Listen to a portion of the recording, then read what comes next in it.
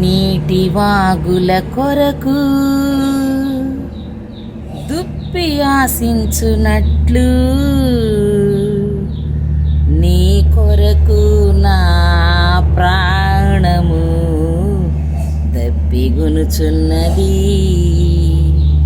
నా ప్రాణమా, నా సమస్తమా ప్రభుని స్తుతించుమా.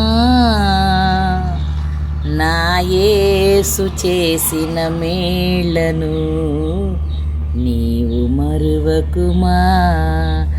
నా యేసు చేసిన మేళ్లను నీవు మరువకుమా.